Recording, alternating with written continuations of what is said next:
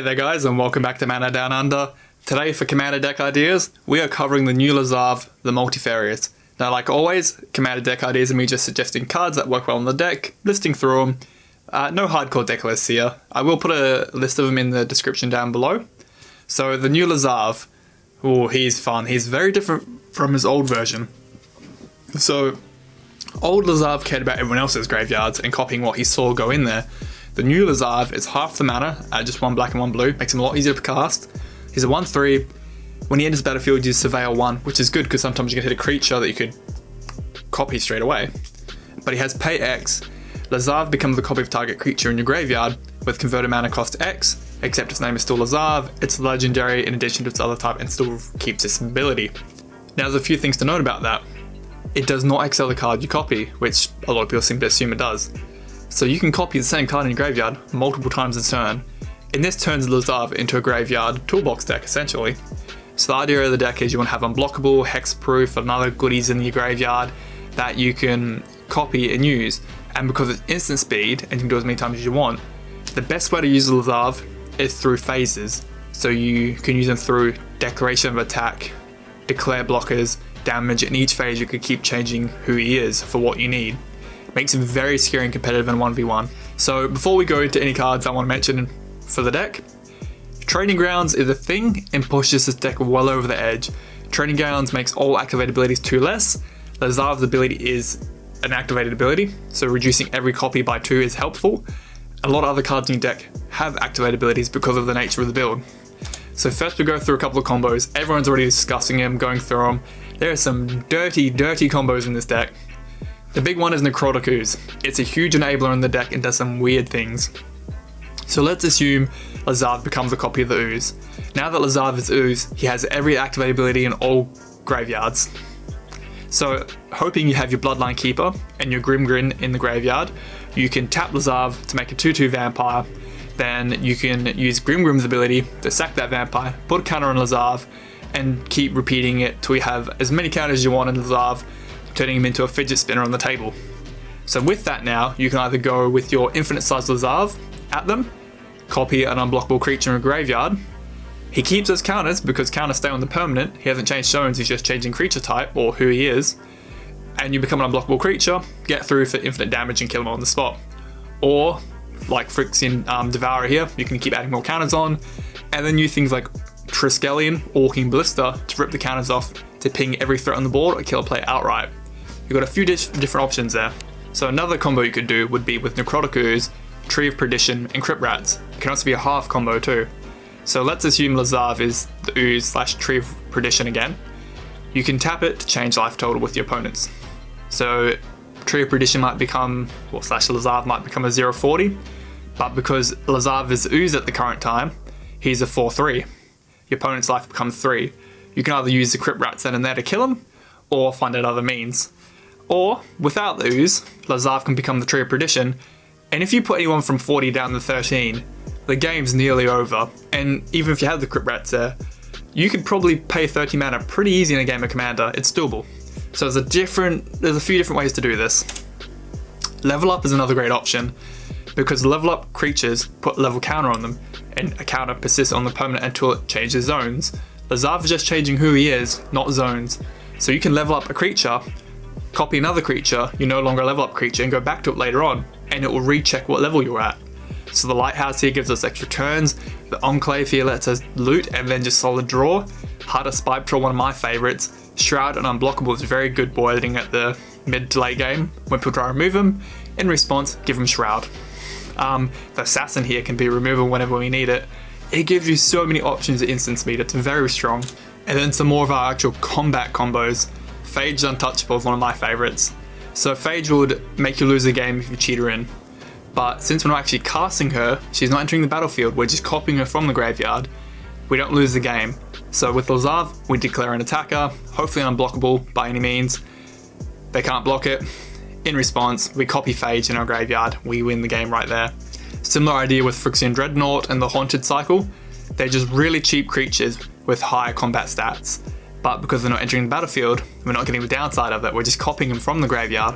So for 1 mana with Dreadnought, Lazav is a 12/12. you don't need anything more than that. You can just try and win the game through commander damage right then and there. And similar with the Horror and the Phantasm. Horror is just a 2 mana 7/7 hopefully for you, and the Phantasm will just be a 4/6 unblockable hopefully.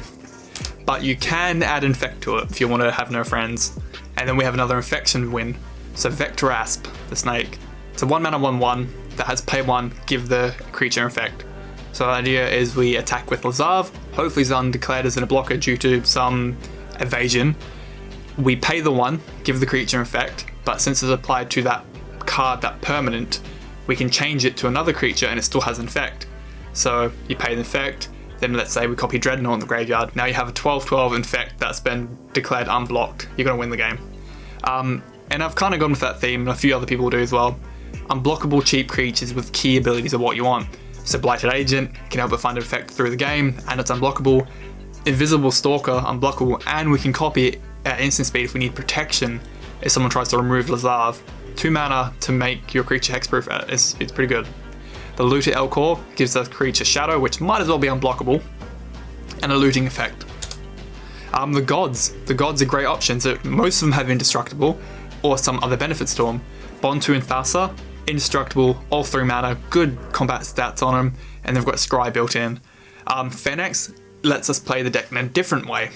So this Lazav deck, some people go the slower version of Attrition, where we play the spells, they die, they go to the graveyard, then we use them again, we're just outvaluing our opponent.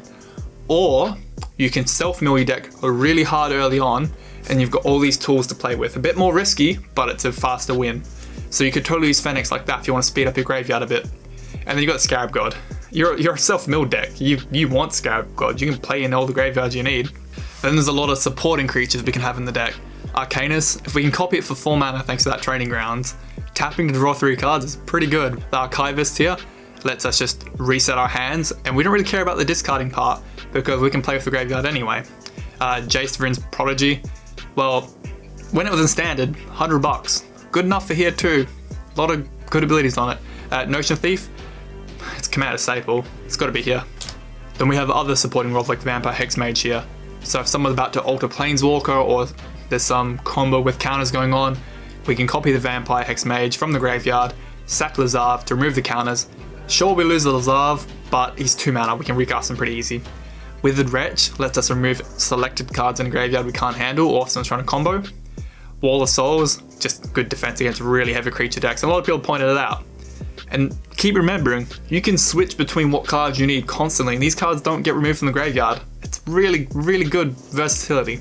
Yahenni, one of my favorites in the deck actually, he can give Lazav haste, indestructible, and put counters on him, and those counters will persist through all the transformations. Really strong card there. And like I said, we're a self-mill deck, we're in the graveyard. Why not we resurrect things from the graveyard? So the Whisperer and Doom Necromancer. Body Double is pretty much Lazav's ability. We can just copy things we need. Sheldred, the Praetor of the graveyards. We can resurrect a creature each upkeep, and an opponent has to lose a creature every upkeep. I love the Praetors, I can't have enough of them in any deck. The green one, people don't like that one, miss that one. Grave Time, commander staple. Copying it never hurts, it just gives us more of a board presence.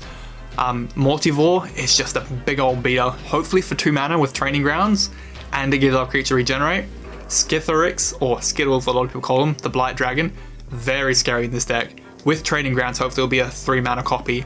A 4/4 flying Infect that can have haste and regen, that's a death clock for anyone. And then the last creature I want to mention is Corpse Connoisseur, which is kind of leading into graveyard tutoring, because you can get a creature from a library, bang into the graveyard. Similar to Buried Alive and Entomb and Final Parting, but Final Parting can get us a card to our hand as well. So we can selectively choose a creature we want in the graveyard, copy it with Lazav, helps us out, makes us more efficient. Search for Azcanta, we don't really mind ditching things to the graveyard because we're going to play in there anyway. It's just an advantage really for us. And like I said earlier, you've got the things in the graveyard, play with them. Reanimate, Animate Dead are just freebies pretty much. Propaganda and Curse of Death Hold I mentioned here because the deck is really combo heavy and usually you've only got 2-3 creatures on the field. Having a little bit of defense against really wide token decks is a good safety net. And because our graveyard, we depend on it so much.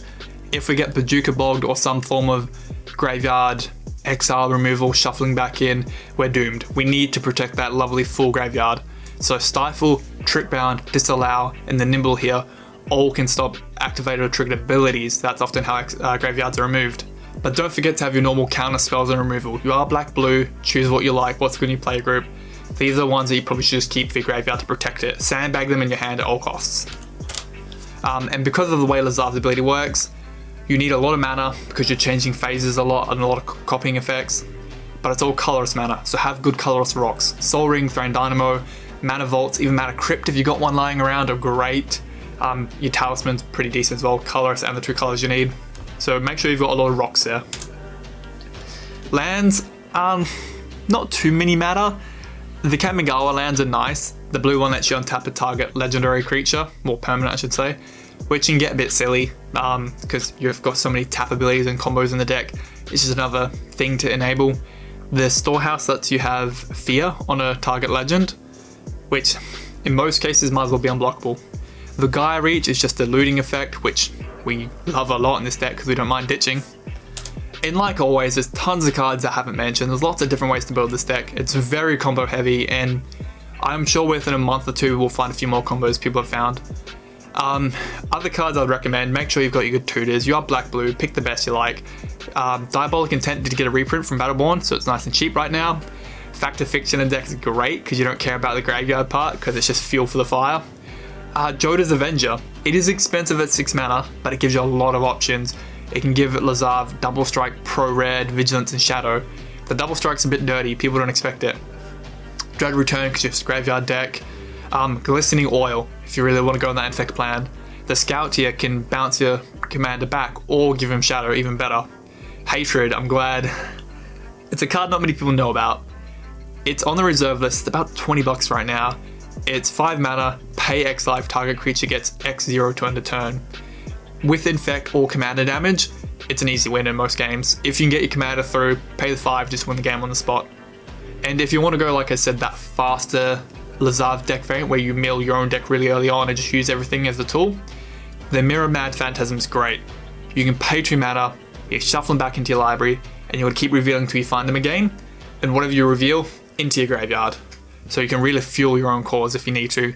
I personally prefer the slower attrition version of the deck where you get a bit more value out of your cards.